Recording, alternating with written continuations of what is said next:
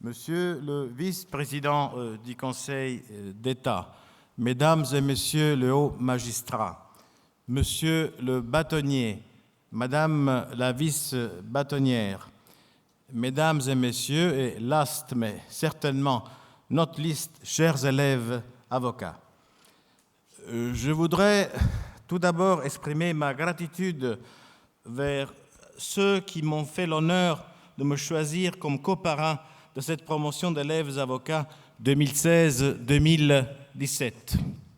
J'en suis d'autant plus heureux que je le partage avec Madame la ministre Anna Palacio, que je connais et j'estime depuis fort longtemps.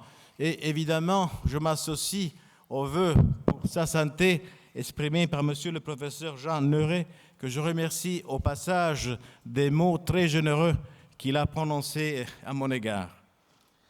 Je sais qu'au-delà de ma personne, c'est l'institution que je préside que vous avez voulu honorer. C'est ce qui m'a conduit à accepter avec joie de porter votre promotion, pour ainsi dire, sur le fond baptismaux. J'espère que tout au long de votre carrière, que je vous souhaite longue et heureuse, la Cour de Strasbourg et la Convention européenne des droits de l'homme vous inspireront. Vous exercerez un noble métier, fondé sur des idéaux de liberté et de prééminence du droit, les valeurs, précisément, que défend notre Cour. Pour défendre efficacement les droits de l'homme devant les juridictions nationales comme devant notre Cour, la connaissance de la Convention et de ses protocoles est essentielle. C'est dire l'importance de la formation aux droits de l'homme des avocats et donc, en particulier, des écoles de formation qui complètent l'éducation universitaire. Je rends hommage à ceux qui, ici, y consacrent toute leur énergie. Je sais d'expérience combien le rôle des avocats est crucial pour assurer la prise en compte de la Convention européenne des droits de l'homme par les juridictions internes. Les avocats font vivre la Convention et on entend chaque jour sur les antennes de radio ou dans les prétoires des tribunaux des avocats déclarer qu'ils vont aller à Strasbourg. C'est généralement leur ultime espoir et pour nous, juges de cette Cour européenne, une grande responsabilité. Vous le savez certainement, le texte de la Convention européenne des droits de l'homme est quasiment muet en ce qui concerne l'avocat. À l'exception, bien sûr, de l'emblématique article 6 qui rappelle dans son paragraphe 3 que tout accusé a droit à l'assistance d'un défenseur de son choix et que, s'il n'a pas les moyens de le rémunérer, il peut être assisté gratuitement par un avocat. Pourtant, je ne surprendrai personne en disant que si notre Convention parle peu de l'avocat, l'apport de notre Cour à votre profession aura été considérable. Quoi de plus naturel? Les pairs de ce traité international ont souhaité exprimer leur attachement à des valeurs communes, la démocratie, le respect des libertés individuelles, la prééminence du droit. Or, ces valeurs, vous en êtes les ardents défenseurs. Il faut donc protéger les avocats, car pour citer un de nos arrêts, et je cite, « La liberté des avocats d'exercer leur profession sans entrave est l'un des éléments essentiels de toute société démocratique et une condition préalable à l'application effective de la Convention, en particulier la garantie d'un procès équitable ». Fin de citation. Mais la profession d'avocat doit aussi être protégée en raison du service public qu'elle remplit, l'administration de la justice. Ceci explique que notre Cour ait voulu très tôt étendre les garanties contenues de l'article 6 de la Convention, notamment celles concernant l'accès à l'avocat à la matière civile. Ainsi, dans un des arrêts fondateurs, je me référerai à Erie contre Irlande du 9 octobre 1979, elle a considéré que le refus d'accorder l'aide judiciaire à une requérante dans une affaire de séparation de corps avait violé l'article 6. En effet, il est logique que même en dehors de la sphère pénale, le concours d'un avocat soit indispensable pour qu'une action en justice ait des chances de prospérer. Selon notre Cour, la requérante, qui n'avait pas les moyens de s'assurer les services d'un avocat, avait été privée d'un droit d'accès à la justice. Comme nous le rappelons souvent, la Convention a pour but de protéger des droits non pas théoriques ou illusoires, mais concrets et effectifs. La Cour est allée plus loin dans son arrêt Artico du 13 mai 1980, en condamnant mon pays, l'Italie, dans une affaire où l'avocat commis d'office ne s'était pas acquitté de sa tâche et où les juridictions italiennes n'avaient pas assuré son remplacement. Bien sûr, l'État n'est pas responsable des défaillances des avocats. Encore faut-il que les autorités assurent aux requérants la jouissance effective du droit qu'elles lui ont reconnu. Cette jurisprudence s'est maintenue au fil des ans et encore récemment, dans une affaire grecque Vamvakas du 9 avril de l'année dernière 2015, la Cour a jugé qu'il est des circonstances où l'État ne doit pas demeurer passif lorsque des problèmes relatifs à la représentation en justice sont portés à l'attention des autorités compétentes. Si celles-ci sont informées de tels problèmes, elles ont l'obligation soit de remplacer l'avocat défaillant, soit de l'obliger à accomplir sa mission.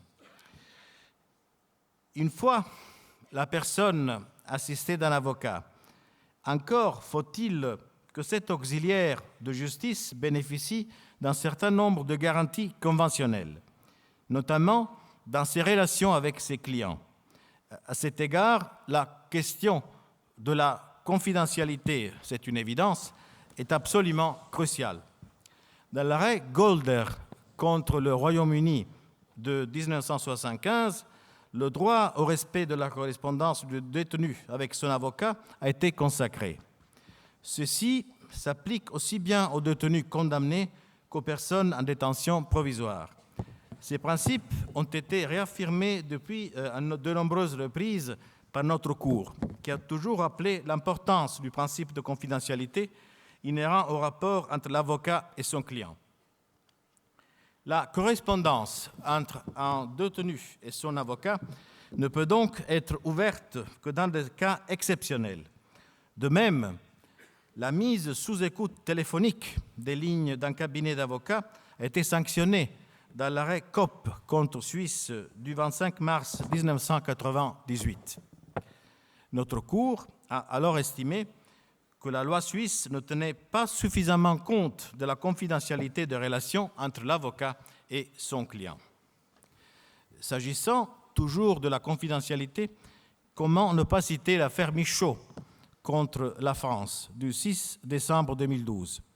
Cette affaire avait trait à l'obligation faite aux avocats français de déclarer leurs soupçons relatifs aux éventuelles activités de blanchiment menées par leurs clients. Le requérant, avocat lui-même, considérait que cette obligation qui résulte de la transposition de directives européennes entrait en contradiction avec l'article 8 de la Convention, qui protège précisément la confidentialité des échanges entre l'avocat et son client. La Cour a réaffirmé l'importance de la confidentialité de ces échanges et du secret professionnel des avocats. Toutefois, elle a estimé que l'obligation de déclaration de soupçons poursuivait le but légitime de la défense de l'ordre et de la prévention des infractions pénales dès lors qu'elle visait à lutter contre le blanchiment des capitaux et les infractions pénales associées, et qu'elle était nécessaire pour atteindre ce but.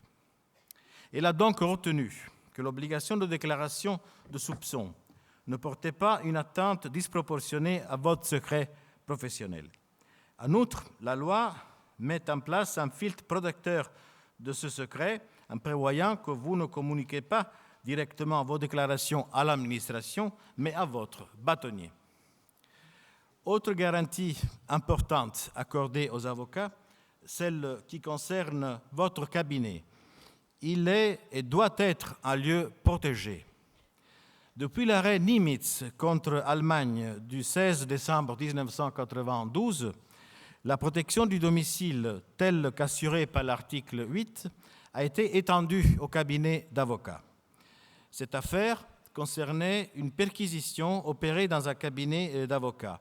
Et notre Cour a considéré que les notions de vie privée et de domicile n'excluaient pas la vie professionnelle. Je cite cet arrêt de principe.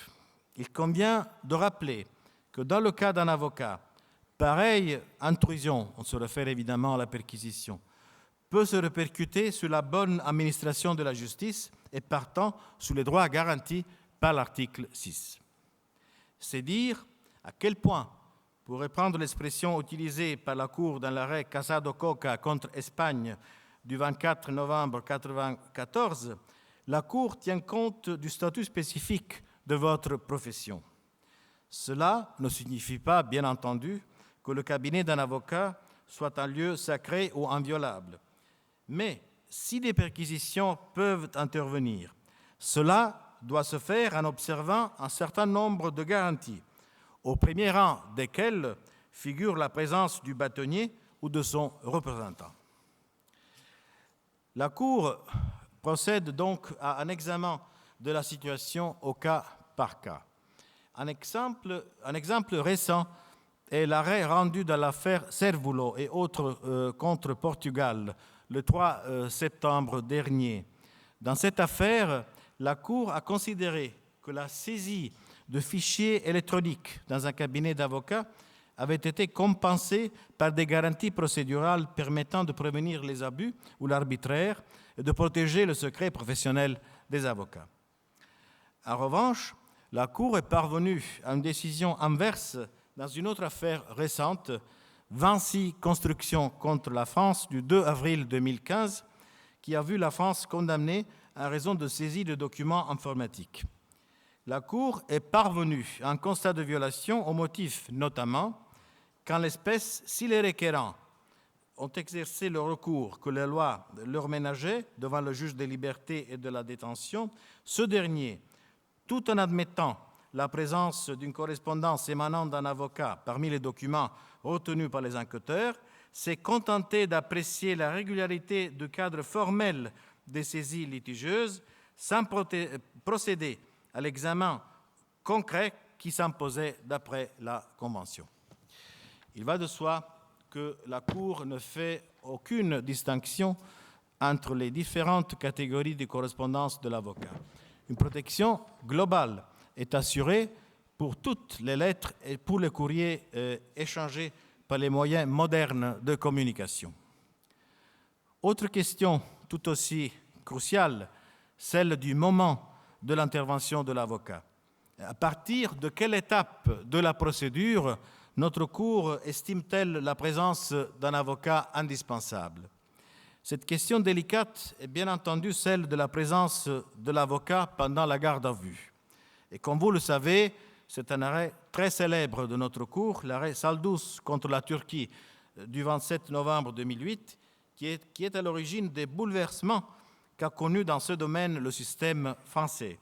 En décidant dans l'affaire turque que l'article 6 exige que le prévenu puisse bénéficier de l'assistance d'un avocat dès les premiers stades des interrogatoires de police, la Cour a été le déclencheur de décisions allant dans le même sens, émanant de plus hautes juridictions françaises.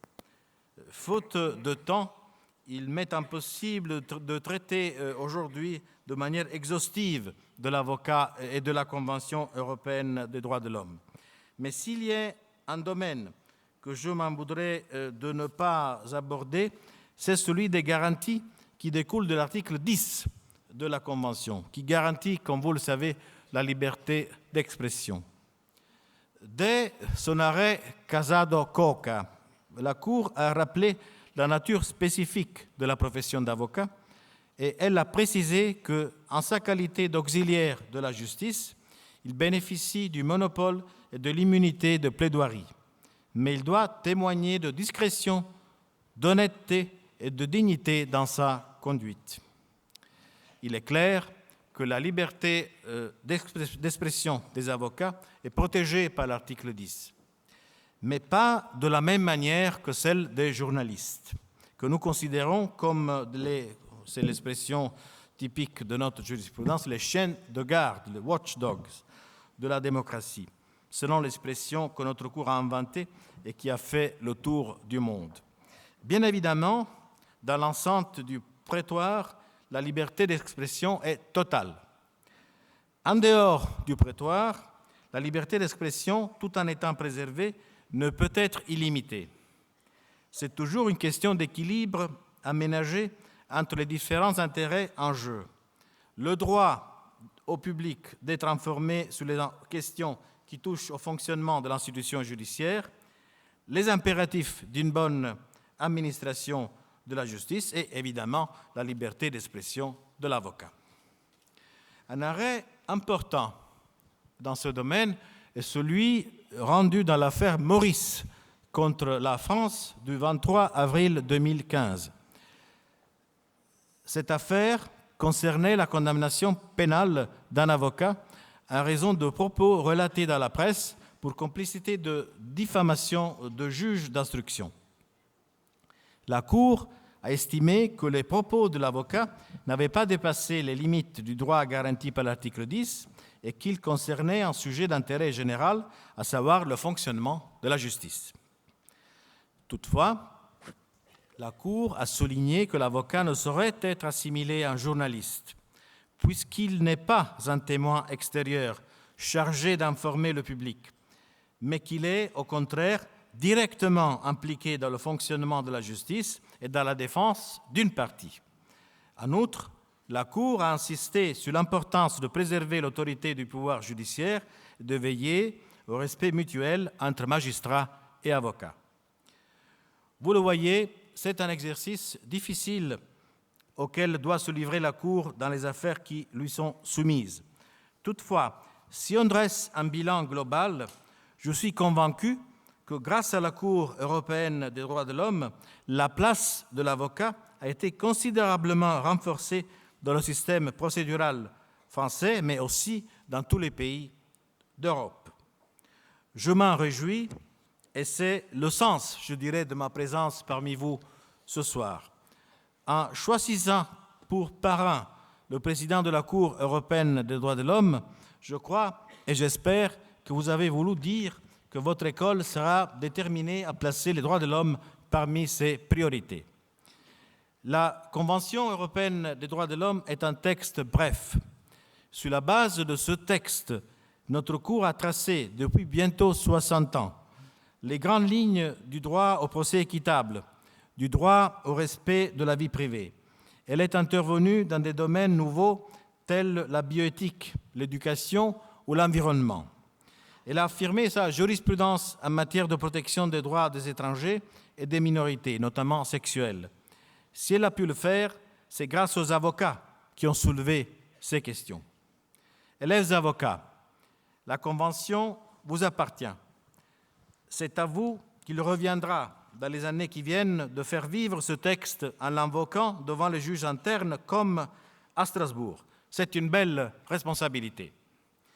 Le jour du baptême d'une promotion est toujours un grand jour. Je puis vous assurer que vous vous en souviendrez longtemps. Vous débutez aujourd'hui l'exercice de votre belle et noble profession sous le signe des droits et des libertés. J'espère que vous contribuerez tout au long de votre carrière à les faire progresser. Je vous remercie.